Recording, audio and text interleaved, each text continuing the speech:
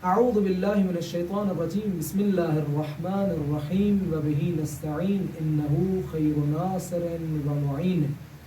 ایک اور بیماری جو انسان کو زیادہ تر سردیوں کے موسم میں لاحق ہوتی ہے اور بعض افراد کو گرمیوں میں بھی یہ مشکل پیش آتی ہے، تو وہ کون سی بیماری ہے؟ وہ یہ ہے کہ ناک سے جو ہے وہ پانی زیادہ بہنا۔ یہ بیماری جو ہے وہ عام طور پر ہو سکتا ہے گرمیوں کے موسم میں بھی پیش آئے اور مشکل کا سامنا ہو۔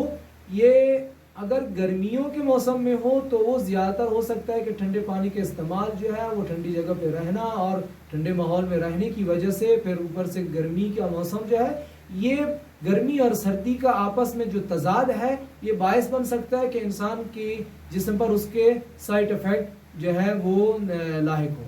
ان میں سے ایک جو بیماری جو لاحق ہو سکتی ہے وہ ناک سے پانی نکلنا ہے۔ یہ ناک سے پانی نکلنے کی بیماری جو ہے وہ اس لیے ہوتی ہے کہ انسان کے جسم میں سردی اور تری بڑھ جاتی ہے، تو اس کے لیے آپ کو کیا کرنا چاہیے ہم آپ کو بتاتے ہیں اس کلپ میں۔ اس کلپ کو دیکھیں، شیئر بھی کریں اور اس چینل کو سبسکرائب بھی ضرور کیجیے گا۔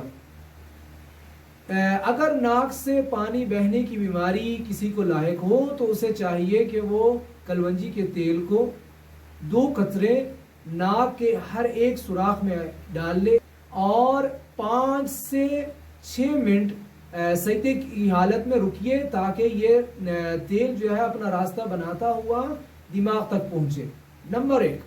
اور دوسرا جو حصہ ہے جس کلونجی کے تیل کو استعمال کرنا ہے وہ تالو کی جگہ پر ہے۔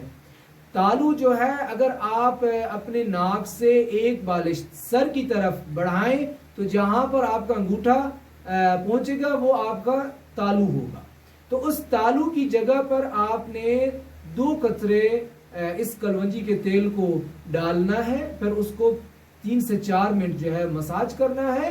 اس کام کو 1 ہفتے سے 10 دن تک آپ نے جاری رکھنا ہے۔ اگر اس دوران آپ کی مشکل ختم ہو گئی تو اس کو روک دیجیے گا۔